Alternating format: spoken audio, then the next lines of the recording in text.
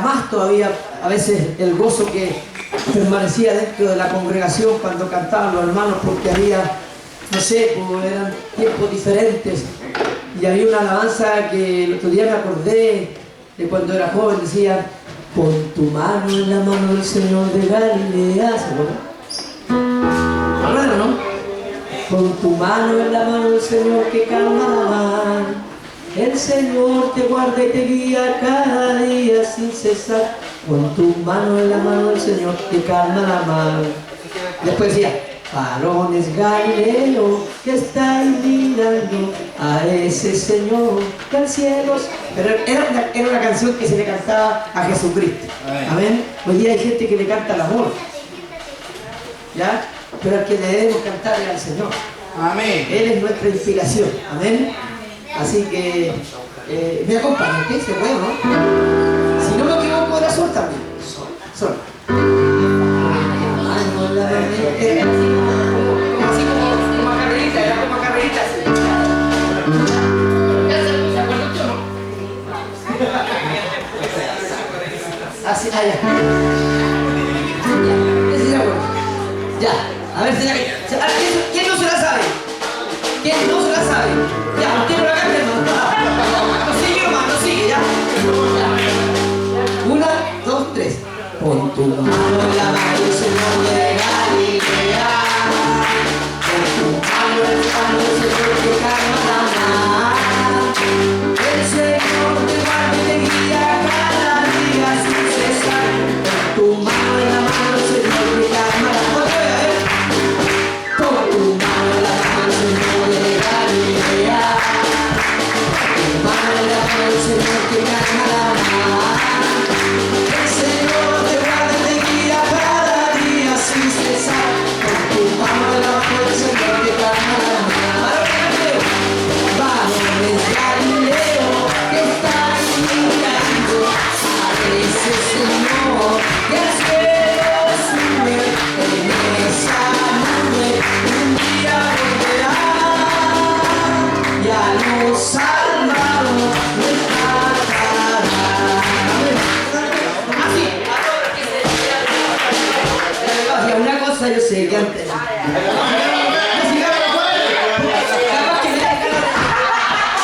ponerme a danzar aquí, y aparte que se nos está yendo el piso bajo, capaz que me caiga igual que Juan Gabriel. Ya. Amén. A propósito de las profecías, hermano, gloria al Señor. ¿Sabe lo que significaba usted santuario a Jehová? ¿Ah? ¿Sabe lo que significaba santuario a Jehová? Según la Escritura, el santuario era un lugar especial, ¿no es cierto?, que los hombres consagraban primero para ir a adorar al Señor ahí, que era un lugar de adoración, ¿ya? Y además ahí se hacían también sacrificios, o sea, era lo mismo que un altar, ¿ya? Y nosotros recordamos que el domingo pasado, cuando hablamos de lo que hizo Jacob, ¿no es cierto?, cuando iba huyendo de su hermano, que la piedra que él se puso en la cabeza como almohada para descansar aquella noche, al otro día la tomó y dijo: esto es un altar a Jehová, un lugar santo. Lo dejó ahí, y todos los que pasaban por ahí sabían que esa piedra significaba que ahí había habido una experiencia especial, maravillosa, sobrenatural, de Dios con un hombre, con una persona, y esa persona lo quería dejar como testimonio para la posteridad. Eso es un santuario, ¿amén? Así que Dios bendiga los santuarios que tienen los hermanos en sus hogares, en sus casas, allí para la oración, para, ¿cómo se llama?, la conversación con Dios. Yo quiero que usted vaya al libro de Isaías. Hay una situación bien bonita ahí que el Señor me hizo reparar, y quiero hoy día compartirla con ustedes también. Traté de estamparla en el cuaderno. Tengo como 7 hojas que voy a hablar. Bueno, normalmente me pasa que tomo algunas cosas nomás de acá y después el Señor a uno le va dando otras cosas en el momento, ¿ya? Esperemos que hoy sea también de la misma manera, y si no es así, Dios nos bendiga de la misma forma. Libro de Isaías, capítulo 8. Capítulo 8, libro de Isaías. Dice, sea Jehová, está hablando Isaías al pueblo, sea Jehová vuestro temor.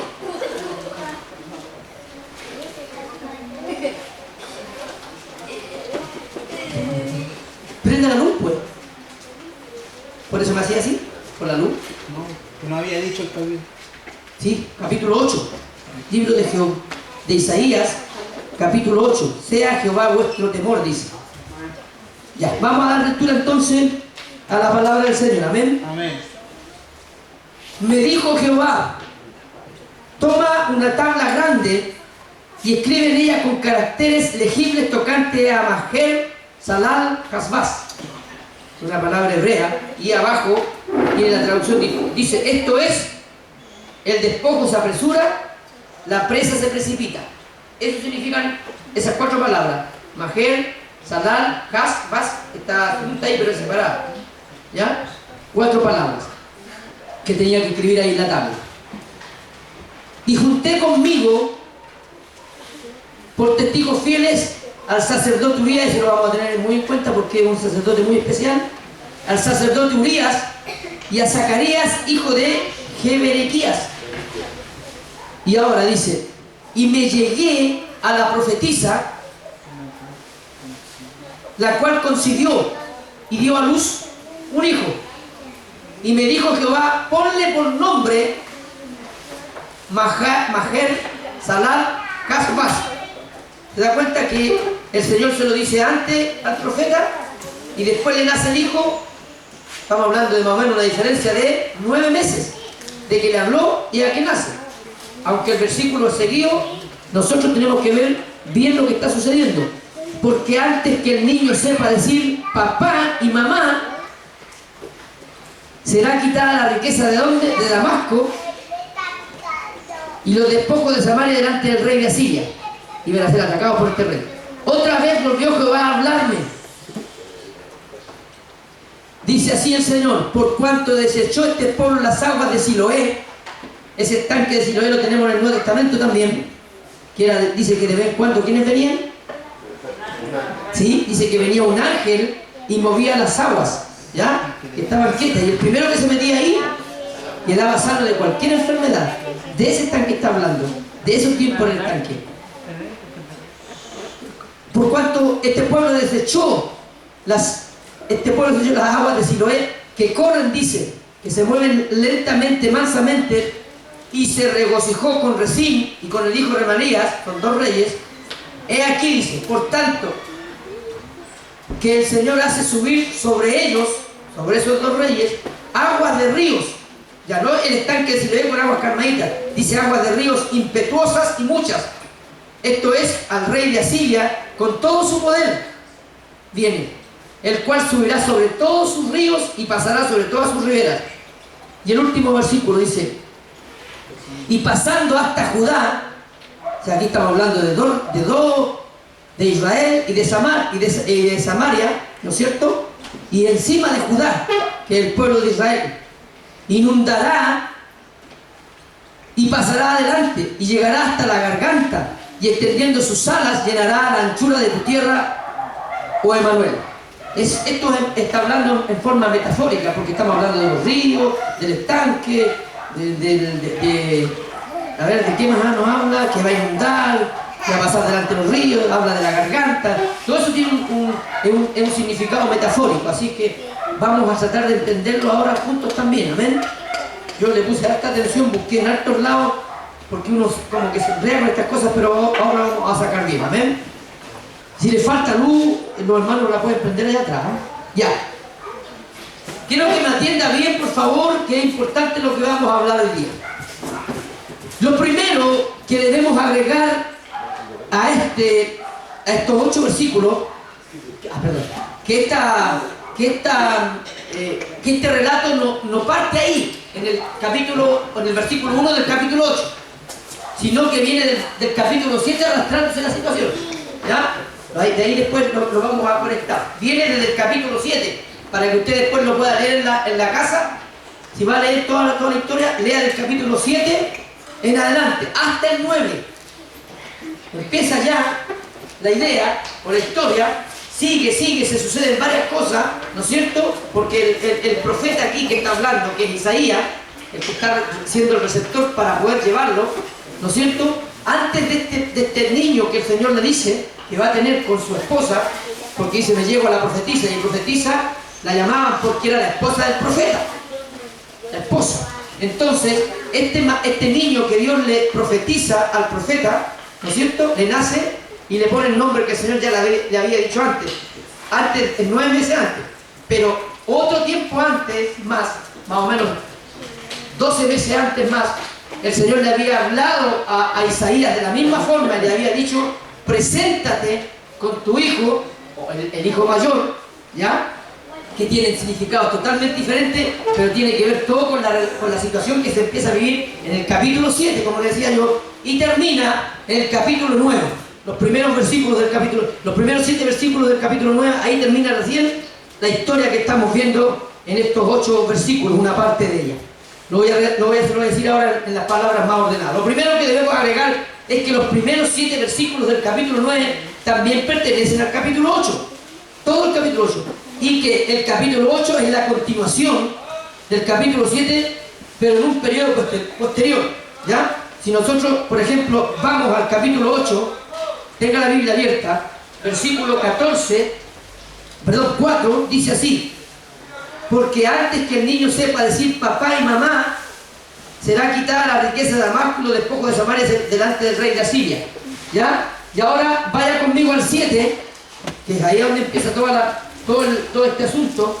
7:16, dice ahí, ¿ya? Es otro niño, ¿ya? Dice, porque antes que el niño sepa decir, desechar lo malo y escoger lo bueno, la tierra de los reyes que tú temes será abandonada. ¿Te das cuenta? Que es la misma idea. Entonces, por eso se dice que entonces esta situación que está viviendo el pueblo de Israel aquí en el capítulo 8, versículo 1 en adelante, todo el capítulo y los 7 primeros versículos del capítulo 9, son toda una misma historia. Se van dando varias cosas en ese momento y empieza en el capítulo 7. Ahí ya quedamos más o menos. Lo que nos da a entender que el intervalo hasta el tiempo de cumplimiento es ahora más corto que en el del capítulo 7, porque son 2 profecías diferentes, ¿ya? Esta es como una segunda profecía. El tono del 8:17 hasta el 21:22 del capítulo 8 expresa una calamidad mucho más grande, más inmediata y aflictiva que en el capítulo 7:14. O sea, lo que pasa en el capítulo 14, la aflicción que le viene al pueblo ahí, no es para nada comparada con la aflicción que está por venir ahora en el capítulo 8. ¿Ya? Es mucho más fuerte, más terrible. Yo no sé si a veces a usted, como familia, le ha pasado que nos pasan situaciones difíciles, ¿ya?, en algún momento, y de pronto como que se calman las aguas y usted ya vive un momento más tranquilo, pero de pronto lo azota otra cosa, le pega otra situación y usted dice, pucha, me pasó esta cuestión más terrible todavía, peor que la primera que pasó. No, claro, esa vez fue un poquito más suave, ahora fue peor. Es lo que le está pasando al pueblo de Israel ahora, en el capítulo 8. El capítulo 7, la diferencia era mucho menos la aflicción, fue más largo el periodo de la profecía. Aquí ya es más corto, es más apresurado. El Señor viene con rapidez a poner juicio, ¿ya? Ahí está. Dice, pero concentrémonos en estos primeros 8 versículos del capítulo 9. Vamos a eso, a lo que veníamos a ver. Los versos leídos ya nos muestran una profecía de los éxitos del rey de Asiria. ¿Qué pasa aquí? El Señor le está hablando al profeta Isaías que debe tomar una tabla grande. Yo le voy a decir después con quién la comparo yo en estos tiempos. Una tabla grande, y le dice, escribe en ella con caracteres legibles tocantes a ese nombre de 4 letras, que ahí lo vamos a ver otra vez. Lo que está tratando de decir Isaías, Dios a Isaías aquí, Isaías, quiero que hagas un buen letrero grande, ¿ya? que lo pueda entender toda la gente con un vocabulario no tan de alta sociedad, ni tampoco tan ordinario, sino que un lenguaje que cuando la gente lo lea, entienda. Que cuando la gente lo pueda mirar, lo identifique. Hay algo escrito en esa tabla ya, lo voy a leer, y cuando lo lea pueda entender perfectamente de qué se trata, quién está hablando y a quién le está hablando. Porque para entender un mensaje de Dios, ¿no es cierto?, hay que saber escuchar. Y si está escrito, hay que saber leer. No puede llegar y mirar uno a la ligera. Y yo lo comparaba en este tiempo con los letreros luminosos que ponen en las carreteras. Que el auto puede ir a mucha alta velocidad, pero el letrero se ve de lejos. Y cuando lo leen, las personas saben perfectamente de qué se trata. Aún los letreros más chicos, esos verdes que están en las carreteras, uno puede andar muy perdido en la carretera, pero sabe perfectamente para dónde tiene que doblar, porque el letrero está tan bien puesto, en un lugar tan bien ubicado, que el conductor o los que van ahí en primera fila inmediatamente dicen: Galera, para allá, Villa, por aquí, Camino a las Palmeras, por allá. Sabe perfectamente uno dónde tiene que dirigirse. Yo lo comparaba así, que es lo que Dios le dijo a Isaías para que le mostrara al pueblo. Este nombre de 4 letras tiene un significado, tiene que ver con justicia de Dios, con justicia de Dios, ¿me entiende? A diferencia del primer hijo que tuvo Isaías, ¿ya?, que tiene que ver con misericordia. ¿Se da cuenta que son 2 profecías diferentes? Una con la misericordia de Dios a través del hijo que iba a nacer a Isaías, pero ahora viene el otro hijo que nace con su esposa, la profetiza otra vez, y tiene que ver con la justicia de Dios. 2 profecías totalmente diferentes. Vamos allí otra vez. El rey de Siria entonces viene a poner por mano de Dios. No es que el rey de Siria viene porque a él se le antojó. La mano de Dios está en esto. Es el juicio de Dios sobre el pueblo de Israel. Estamos hablando del rey de Damasco y del rey de Samaria, que son nombrados ahí como, espérense, déjeme, Resín y Remarías, o Pecas también le llaman en otro lado. Esos reyes eran los reyes de Damasco y de Samaria, a diferencia del rey de Judá, que es el otro reino que está involucrado aquí, porque la profecía abarca 3: Damasco, Samaria y Judá. Samaria con capital Israel y Damasco con capital Siria. Esos son los 3 reyes que están involucrados y que toma Dios como vara de castigo, vara de juicio al rey asirio, no Siria, al rey asirio. Lo toma para empezar a, ¿cómo le llaman? Simbrar un poco las conciencias de los hombres que estaban allí, que se habían alejado tanto de Dios. Entonces Dios toma medios drásticos, justicia, y los va a poner a tono. ¿De qué forma?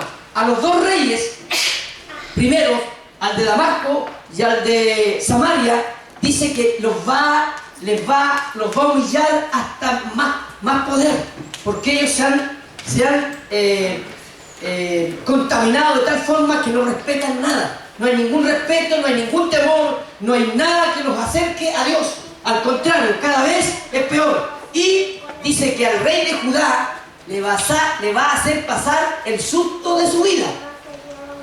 O sea, aquí no se va a escapar ni el remanente de Dios. Aún siendo el remanente, dice que en el reino de Judá habían algunos que se habían vendido. Querían hacer un arreglo con los enemigos. Eran los traidores que estaban dentro del pueblo. Entonces ellos querían amigarse con el enemigo para que no les pasara nada. Pero dice Dios, aún con todo eso, dice, ni ellos van a poder, esos traidores, esos que se fueron en pos de dioses ajenos, esos que se fueron atrás de los ídolos, esos van a recibir su justo pago. Esa es la situación que se vive en este momento.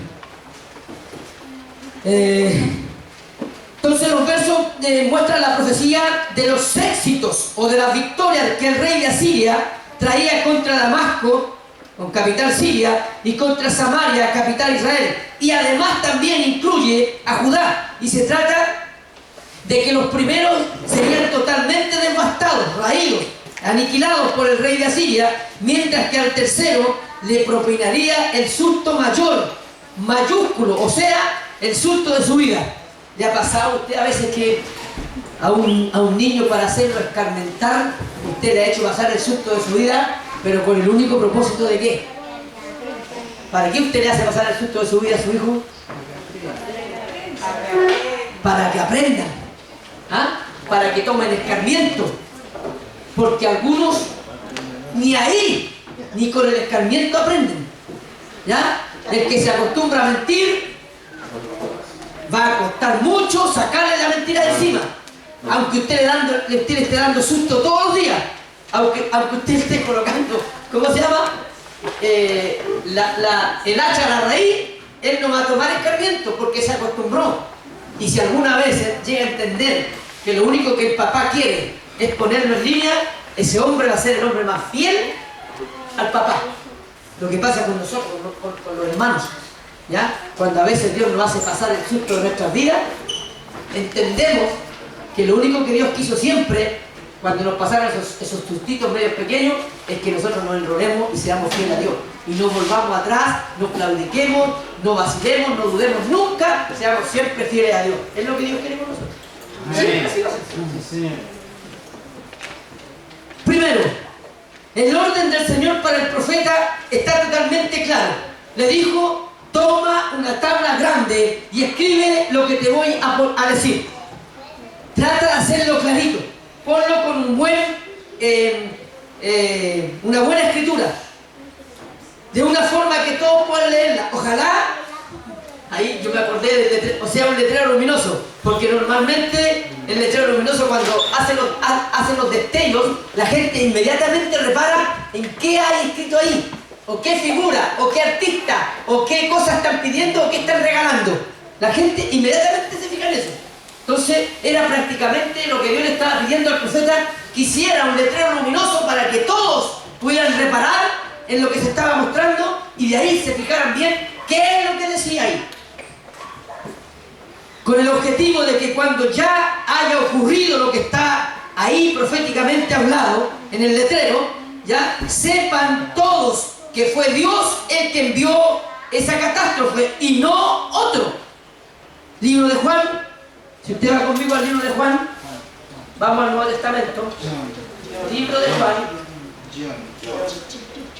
John también puede ser. Ya, este domingo voy a predicar el bilingüe, ya para los que saben inglés, que están hablando inglés. Entonces el domingo usted me va a entender también en inglés. La Sarita me va a ayudar ahí, me va a traducir aquí el capítulo. Ya.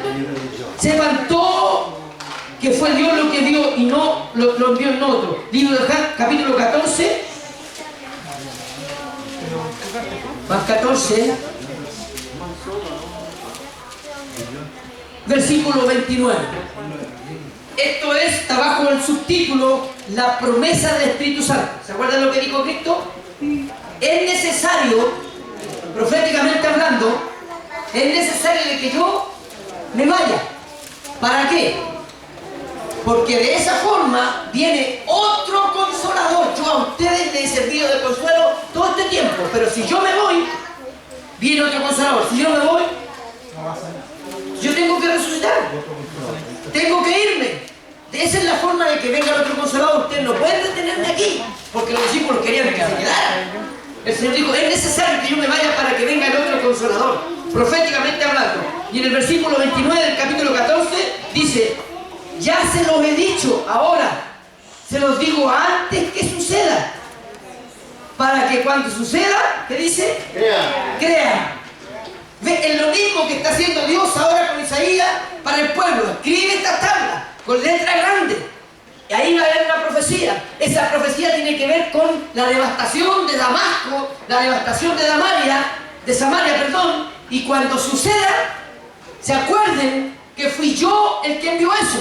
Y ahí realmente empiezan a creer. Porque de buenas a primeras, la gente a veces no cree lo que Dios nos está anunciando. La gente no cree a la profecía. ¿Saben los que creen? Los que están sensibles con el Espíritu. Entienden que Dios es el que está hablando. Los que son sensibles a la voz del Espíritu van a entender. Por eso es que cuando nosotros a veces le hablamos a las personas en forma profética, no atienden. Porque no tienen la sensibilidad del Espíritu. No van a entender nunca las cosas que son espirituales. Dice la palabra que los que disciernen las cosas espirituales van a tener que también discernir las cosas del Espíritu porque son espirituales. ¿Cierto? Una persona que no es espiritual nunca va a discernir que Dios le está hablando. Va a darle cualquier explicación lógica, pero nunca se la va a dar al Espíritu. Bien, estábamos ahí en Juan 14, 9. Déjenme ubicarme aquí en el ya 14, 29. Lo ha de hacer en una tabla o en rollo. Esta es grande y en ella solo habrá 4 palabras con grandes caracteres, así como grande también en la tabla. O sea, tenía que ser vista bien, clarita. Que nadie va a interpretar qué es lo que dice ahí. ¿Dice Chana o dice Juana? ¿Qué dice ahí? No, es que, mira, desaparece. No entiendo lo que dice. No, la escritura debía ser en una tabla grande, ¿ya? Y clara de leer y de entender. Normalmente, en esos tiempos, dice que cuando se hacían escrituras, ¿no es cierto? Las tablas se le echaba cera encima. Cera. Y la cera cuando se secaba, después la esculpían con una cosa puntuda y ahí hacían, o sea, era prácticamente un grabado que hacían. Un grabado que hacían ahí y de esa forma la escribían, en las cosas de madera sobre todo también. ¿Ya? Esa era más o menos la tabla que el Señor quería que Isaías. En ella había entonces identificado claramente la gran profecía en estas 4 palabras. Escrita, dice, con pluma de hombre, es decir, con una escritura corriente y con caracteres no que no sean ordinarios, caracteres que todos puedan entender, leer.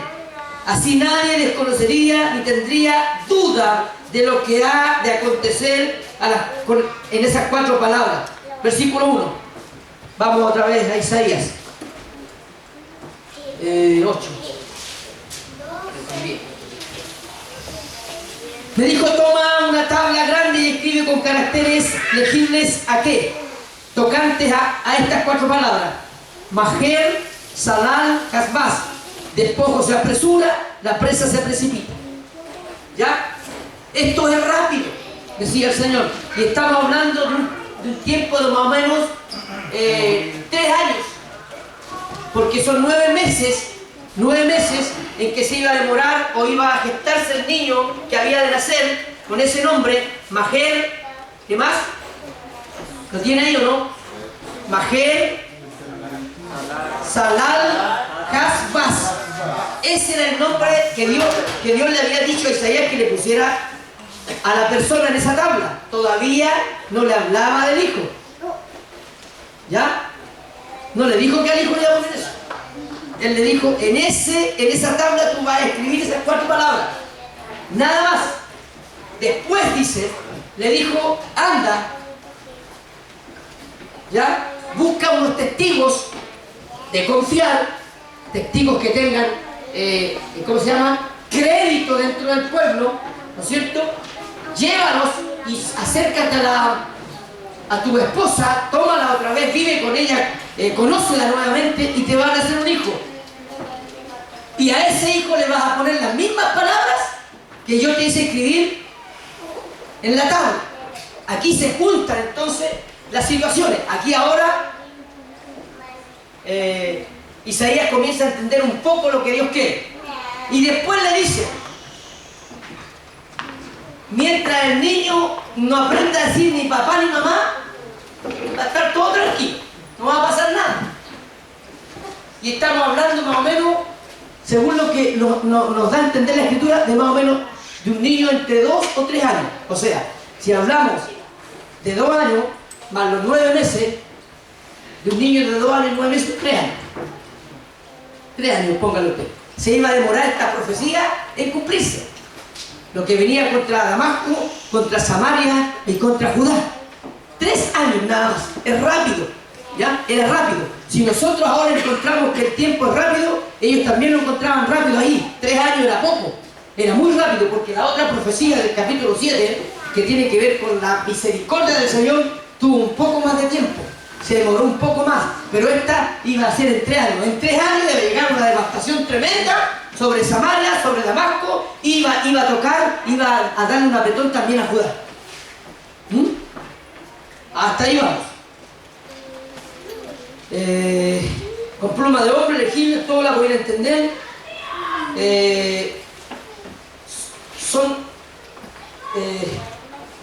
Aquí ya le hablé de la cera, así que no les sigo hablando más de eso. Estas palabras daban a entender la rapidez con la cual los ejércitos asirios habían de caer sobre Damasco y Samaria. Número 2. El profeta, con mucho cuidado y tino, había registrado el mensaje ordenado por Dios.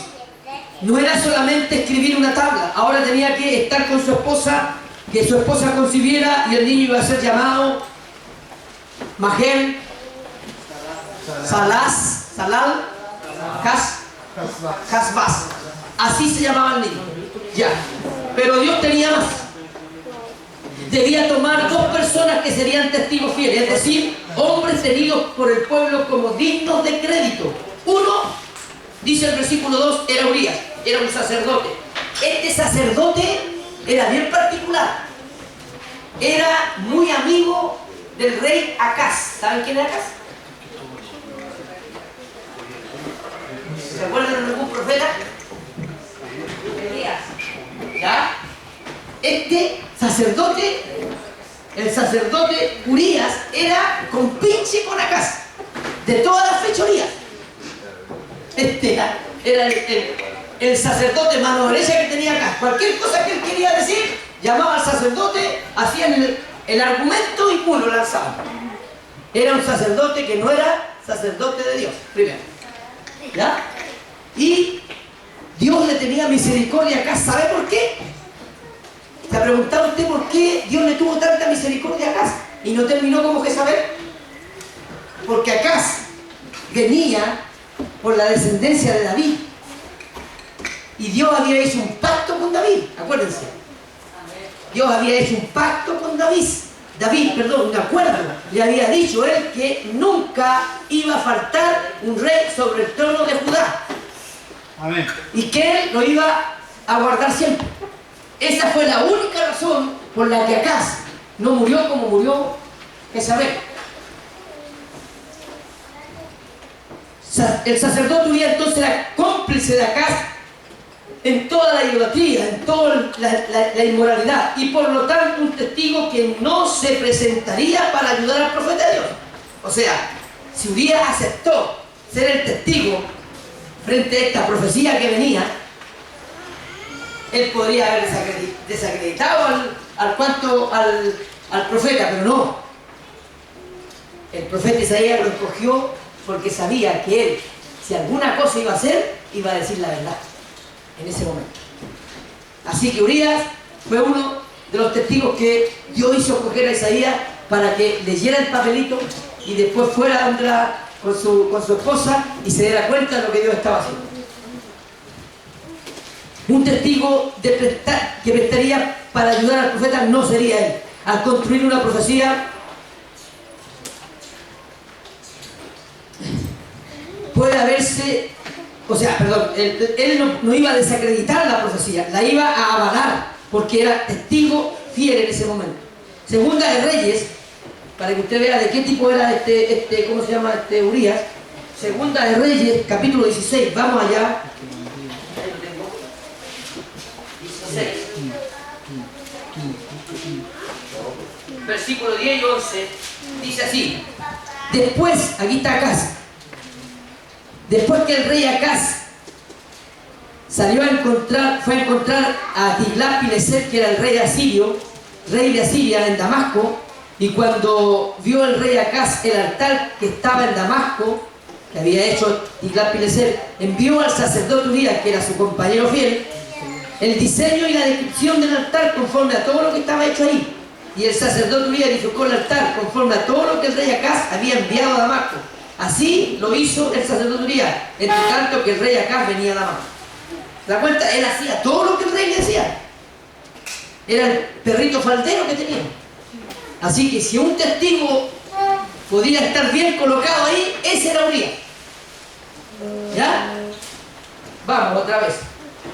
Los testigos tenían como objeto dar testimonio en vivo para comprobar o para comprobación cuando el hecho que se estaba profetizando del que estaba en la tablilla, lo cual contenía la profecía, ella había sido grabada con fecha.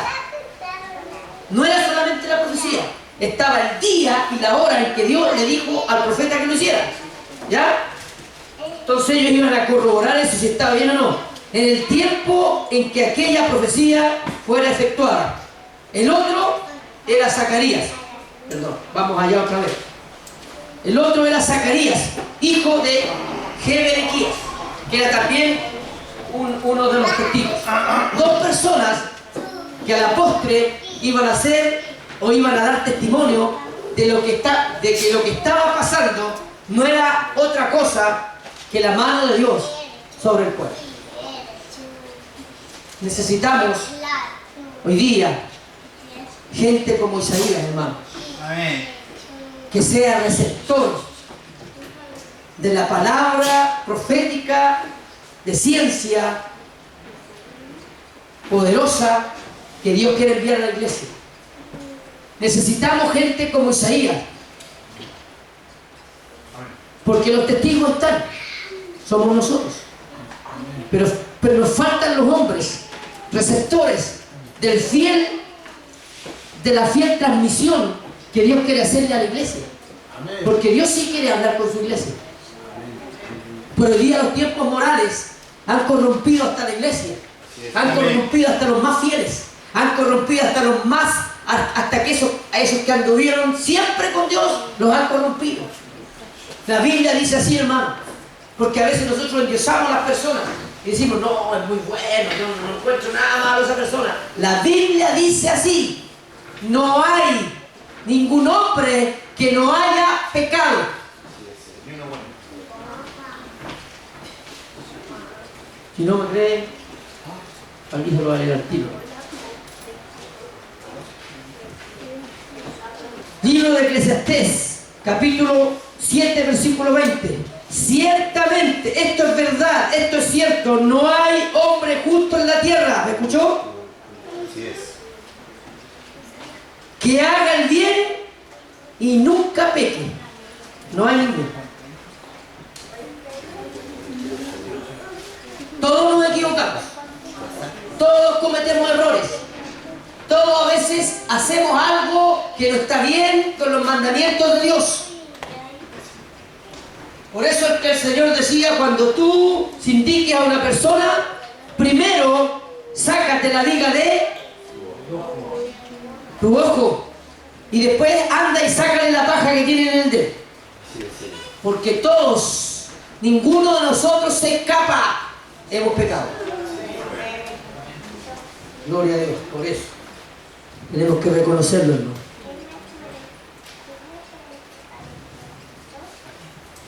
Con los dos testigos, Isaías cumple lo que Dios le ordena. Va y se allega a su esposa, y ella concibe y da a luz su segundo hijo. Por si acaso, no. Le voy a dar al tiro el nombre del primero porque me lo pasaron así.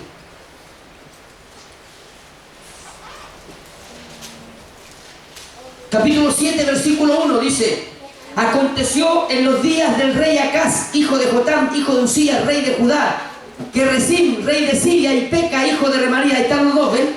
Ay, pobre. Ya, bueno, ahí están los tres. Subieron contra Jerusalén para combatirla, pero no la pudieron tomar, dice. Y el versículo 2 dice: vino la noticia a la casa de David, diciendo: Siria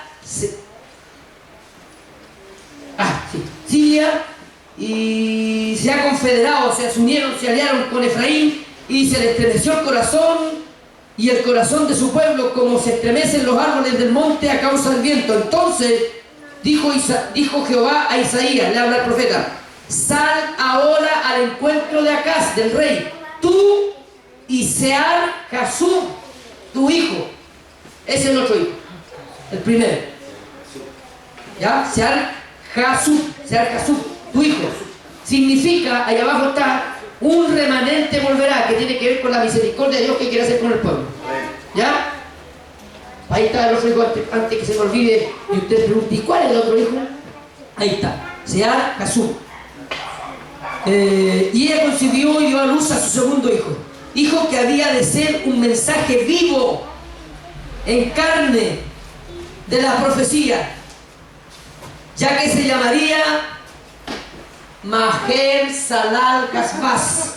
Así se llamaría ese niño, que era el mismo mensaje escrito en la gran tabla que Dios le había hecho hacer. Si este era su segundo su hijo, entonces ¿cuál era el primero? Sear-Jasub. Un remanente volverá. Claramente este llevaba un nombre que expresaba toda la misericordia de Dios, a diferencia del segundo, Maher-Shalal-Hasbaz. No se olvide. Vamos a aprender a hablar este hebreo, Dios. Que expresaba solamente juicio, y que cada vez que alguien lo pudiera llamar al niñito Maher, ¿cuál más? Hasbaz, se iban a acordar de que Dios traía juicio. O sea, era un nombre para no recordar, a diferencia del primero. Al primero lo iban a llamar y decir: esta es la misericordia de Dios para nosotros. Sí. Pero al segundo era como a él le puesto terremoto, ¿me entiendes? ¿Se acuerda usted artículo del 23? Exacto, ¿no?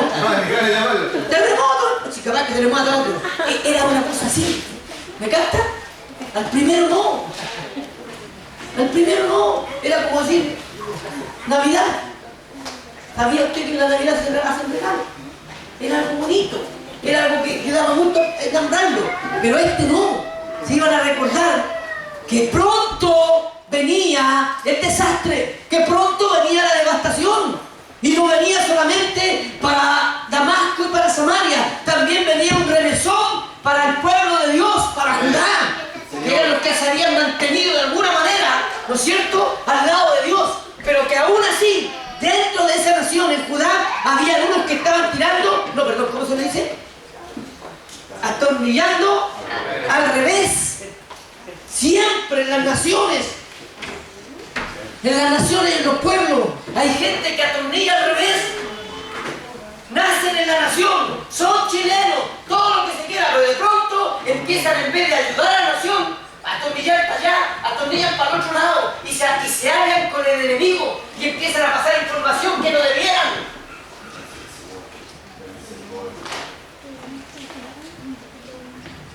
Dios nos ayude. Se llamaba Sear-Jasub, y eso tenía que ver con toda la misericordia que Dios siempre nos ha tenido a nosotros. Cada vez que se mencionaba el nombre del segundo hijo, alguien lo mencionara, no podría dejar de recordar el inminente castigo que venía, que estaba ahí mostrándose para los reinos del norte. Pero ¿qué decía la profecía? Número 1 decía que ahora que los sirios e israelitas estaban unidos contra Judá, serían a corto plazo presas del rey de Asiria. No se preocupen, ellos se han juntado contra ustedes. ¿Cuánta gente, hermano, de pronto que no son ni amigos, de pronto se hacen alianza y empiezan a ir en contra suyo? Bueno, aparentemente van en contra de nosotros, pero la gran realidad es que no van en contra nuestra, van en contra de Dios. Así es, Señor. Porque usted no defiende la causa, usted la predica. Dios es el que la defiende y nunca va a dejar Dios que a usted se le vaya encima el enemigo. Amén. Nunca. Sí, Señor. Dios dice que cuando llamaban al niño, al segundo hijo, ¿no es cierto? Cuando la gente lo llamaba, él todavía ni siquiera todavía aprendía a hablar. Porque si hubiera aprendido a hablar, el desastre ya estaba encima. Recuerden, la profecía dijo, antes que el niño, o una vez que el niño aprenda a decir papá y mamá, que es lo primero que dicen los niños. Y a veces hasta los matrimonios pelean. No, yo creo que lo primero que hacen es mamá, porque pasa contigo. Y la mamá dice, no, pero es que este cabrón es malagradecido. No, broma, estoy diciendo. Es broma, porque las mamás dicen así. Yo escuchaba, muchas mamás dicen así. Mire, lo cuido todo el día este malagradecido y lo primero que dijo fue papá. ¿O no? Las mamás dicen así. Lo primero que dijo fue papá, y yo lo cuido todo el día, le doy comida, lo mudo y dice papá. La profecía decía que cuando el niño dijera papá y mamá aprender eso, ya el desastre estaba ahí, a las puertas, venía encima. Hermano, ¿usted qué cree que es lo que viene para la humanidad? ¿Que vienen días mejores? No. El desastre es inminente. El tiempo está cumplido. Nuestros hijos hace rato que aprendieron a decir papá y mamá. La iglesia siempre ha llamado a papá, a papá, a papá. Ya está ahí, es inminente, esta cosa viene rápido y nosotros tenemos que darnos cuenta de lo que está sucediendo. Señor, amén. Ya no hay tiempo de hacer nada más que dedicarse a servir al Señor. Amén. El tiempo que te quede libre, dedícalo a mí, dice el Señor. ¿Quién es ese cantante? Ya ni me acuerdo de eso.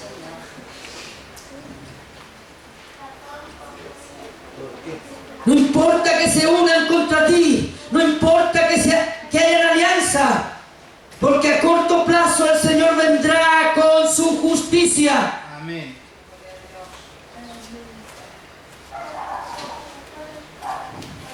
Antes que el segundo hijo diga papá o mamá, o sea, antes que él sepa distinguir entre sus padres y las personas extrañas. Porque si llama al papá es porque lo conoce. Y si llama a la mamá también la conoce. Pero los conoce a ellos y probablemente al núcleo familiar. Pero hay personas que no conocen. El Señor conoce a todos sus hijos, hermano. Así es. Amén. A toda la familia que tiene. Ninguno de los que está aquí está fuera de la familia de Dios. Dios los conoce a todos. Amén. El problema es que todos a veces no conocemos a Dios, que es nuestro papá. Lo vemos como un extraño. No lo reconocemos como papá, lo llamamos papá. Dice la Biblia así, me llamas padre, padre, pero no hacen lo que yo digo. Padre eterno, Padre bueno, Padre misericordioso, le llamamos papá y papá y papá, y la palabra está gastada en nuestros labios, pero no hacemos lo que papá quiere. Así es, Señor. Perdóname, Babito. Conocemos a los extraños, pero no a papá.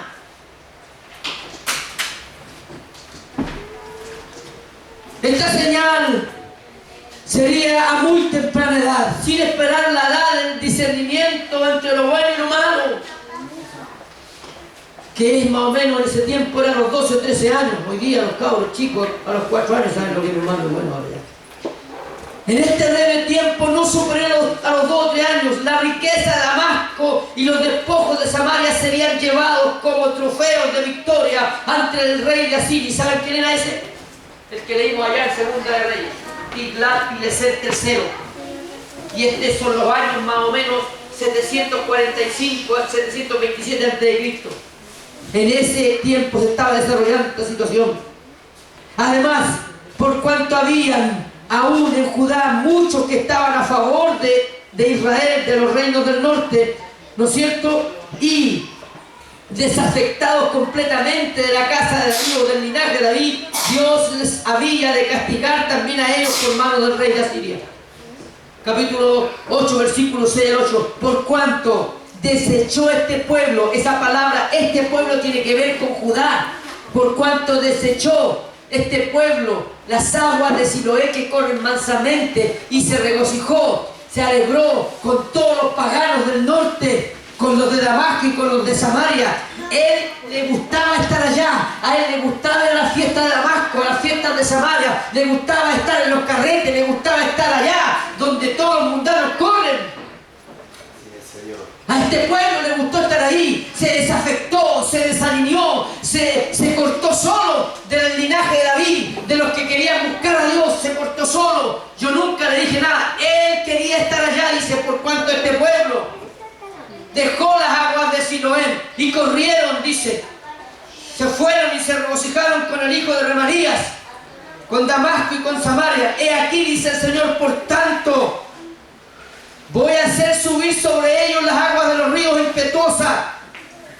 Tuvieron el estanque de Siloé a la mano con aguas mansas, donde aparte de aguas tranquilas había también sanidad. Lo tuvieron ahí a la mano y nunca echaron mano de él y corrieron allá a donde había el río. No, que a mí me gusta estar en el hondito. A mí me gusta estar allá donde está la corriente. A mí me gusta ir porque da una cosita especial. ¿Cuántos niños chicos, estoy hablando ahora, parafraseando, cuántos niños, cuántos jóvenes, por hacer, demostración de su destreza, porque son buenos nadadores, se ven allá en los montes, de repente, hay algo bueno para nada. Es peligroso el mar, hermano, ¿no? ¿Por qué cree que yo cuando me meto estoy no? Y yo me mando donde mi cabeza, ahora entiendo por qué, ahora lo entendí, donde mi cabeza queda fuera del agua, ahí, hasta ahí no me encho. Pero si yo entro más allá, me tapa el agua y mis pies no alcanzan el piso, no señor, ahí no me meto. No. El mar es de respeto, ¿cierto?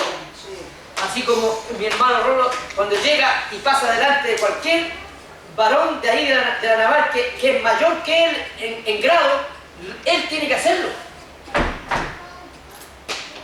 ¿O no? Lo tiene que hacer en la orden. Eso es la forma de trasladarse, de comportarse delante de los mayores. No importa, puede ser 2 veces más mayor que él, pero si él es más mayor que él le va a hacer. Y eso significa respeto, subordinación. O sea, ubícate. ¿Cierto? La partida la ubícate todos los días. Entonces cuando los niñitos estos, que de repente van a pasear, ya, esta es la vida, aquí está la vida, cuando arranco un rato de mi papá y me voy a bañar solo. Oiga, tenemos la experiencia aquí en la iglesia. ¡Viva! No estoy contando nada que no hayamos vivido. Ven, cambió otro. ¡Viva, hermano! Una hermana de aquí, 2 niñitos. Más grande, un poquito más grande que el Pablo. No, porque han tenido como 12 o 13 años, más o menos. Se fueron en una excursión de scout. Scout. ¿Usted sabe dónde son los scouts? Ya, se fueron. Para allá, para el lado de las 7 tazas, no sé si la primera taza, la segunda o la tercera se ahogan. Uno se le escapó a los, ¿cómo se llama? A los monitores. No sé si de noche o de día se escapó, se fue a bañar. Noticia para Santiago, señora, su niño se murió. Ahogado. Porque hay cristianos que no quieren estar en el estanque de Siloé, quieren estar allá en el río. Quieren que el agua le pegue y que lo mueva así, que de repente también se lo lleve, que luche contra la corriente. ¡Les gusta eso!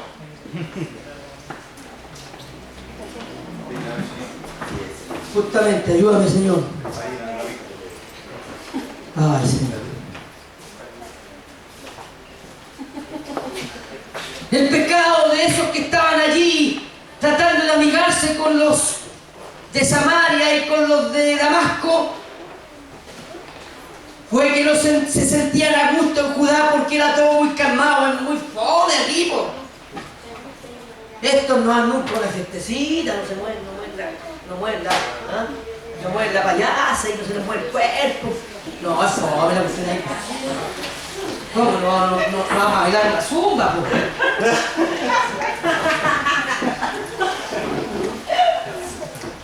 No estaban a gusto en Judá. Específicamente era el haber desechado, versículo 6, sí es, Señor, desechado las aguas de Siloé que corrían Las aguas de Siloé eran una metáfora que indicaba simple y sencillamente la casa de David. No le gustaba ser ministrados por las leyes de Moisés. No les gustaba. Y cuando alguien les hablaba, las encontraban obsoletas. ¿Cuántos hoy día, hermanos, no encuentran obsoletas los principios y los valores que están en la Escritura? ¿Cuántos? Amén. ¿Cuántos? Cuando usted le ha hablado, yo sabía que tú eres hermano, yo sabía que tú eres evangélico, porque soy fome. Yo sabía que tú eres así. ¿Sabes qué? Te miré, te vi todo este tiempo, te analicé y dije, este es Canuto. Porque tú, mira, tú no soy como los demás, no te mezclas en esto, no te involucras en esto. Y entonces cuando los chiquillos se ven enfrentados a todo ese bombardeo de que no quieren participar, mami, empiezan así, mami, me dais permiso para ir a voy con unos amigos. ¿Ya qué? No, voy con un amigo, no vamos a estar juntos. Ese estar juntos no es así. No es así. Entonces los niños a veces piensan que uno viene de la chacra y no, pues no venimos de la chacra. Venimos de donde mismo vienen ellos. La Biblia dice así, hermano, escuchen. Nada nuevo es bajo el sol. Amén. ¿Escuchó? Nada nuevo es bajo el sol. Amén. Lo que hoy día nosotros estamos viviendo, también lo vivieron otros ya hace rato. Y lo que se va a vivir mañana, nosotros lo vivimos viviendo. Y no hay nada nuevo bajo el sol. A ver, para que no crean que le estoy inventando. Vamos para allá. Ay. ¿Dónde está el poco? ¿No te me verás?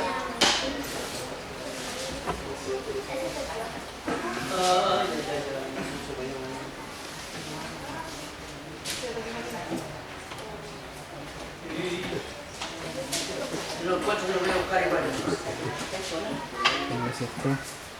Bueno, le voy a dar otro consejo también. Dice, aunque no voy a buscar eso, no voy a tener. Alégrate, joven, en tu juventud y tome placer tu corazón en los días de tu adolescencia. Anda en los caminos de tu corazón y en la vista de tus ojos. Pero sabes, sobre todas estas cosas, Dios te juzgará. Así que acuérdate de tu Creador en los días de tu juventud. Antes que vengan días malos y lleguen los años y te pongas abuelito como yo, te salgan canas, y lleguen los años en los cuales digas, ¿sabe qué? Nunca tuve alegría cuando fui joven. Entonces, si echamos de menos, como echaban de menos estos israelitas, todos los carretes que tenían en Damasco y en Samaria, alto mar. Seguimos. Ese estanque Siloé indicaba simple y sencillamente la casa de David y todos sus principios y valores que Dios había establecido. Ellos, por lo tanto, eran los traidores que despreciaban el manso fluir, simplemente porque no hacía ruido, casi nada. Como aquella voz del Espíritu de Jehová, semejante al suave susurro en el libro de Reyes, capítulo 19, versículo 12, que decía, y vino un terremoto. Estaba Elías ahí, dice, vino un terremoto, y me di cuenta que en el terremoto estaba Dios. Y vino un viento fuerte, y tampoco estaba el viento fuerte. El río traía piedra y todas sonaban y venía corriente, y ahí estaba el Espíritu de Dios. Dice, y después vino un silbo suave y apacible. Y ahí estaba el Señor. Amén. Gloria al Señor. Muchos no quieren la calma, lo suave y lo tranquilo. Quieren la zumba. Lo malo es que en la zumba tienen como media, del cuarto, una hora, métale, zumba. Después el diablo te hace zumbando.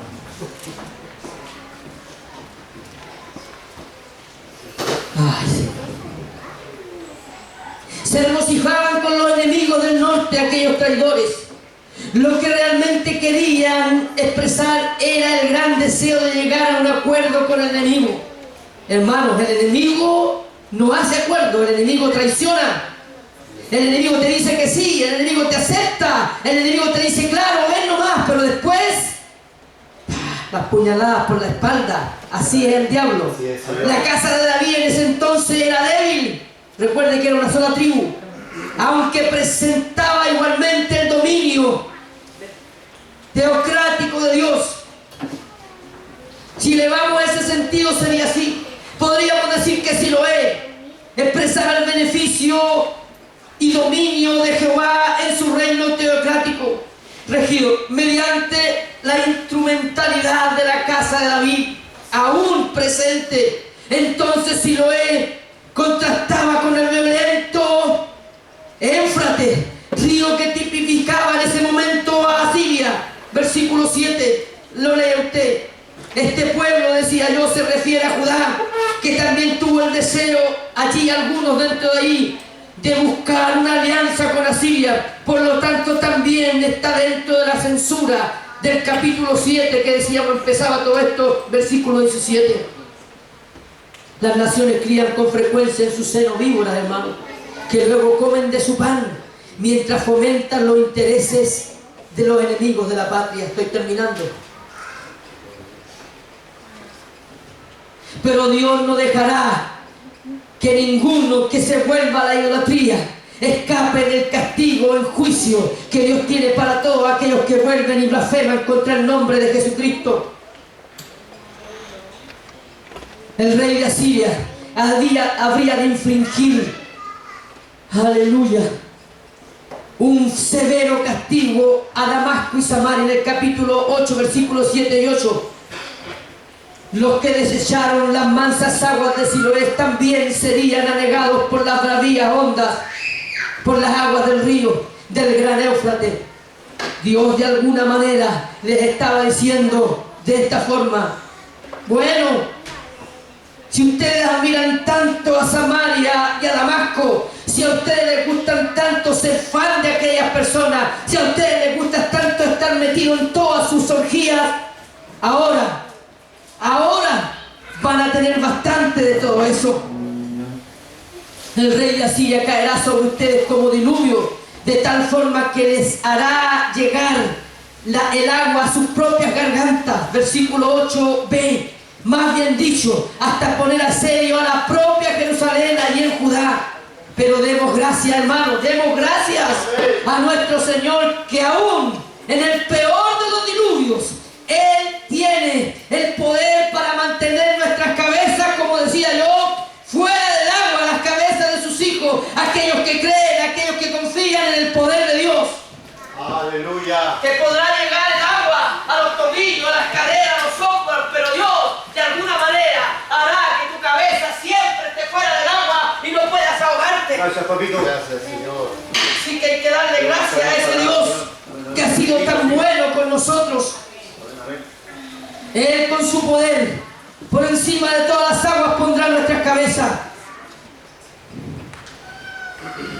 Démonos por saciados, démonos por satisfechos con las mansas aguas simplemente de Siloé, que además de ser mansas, como dice el libro del Nuevo Testamento, dice que esas aguas se movían una vez al año.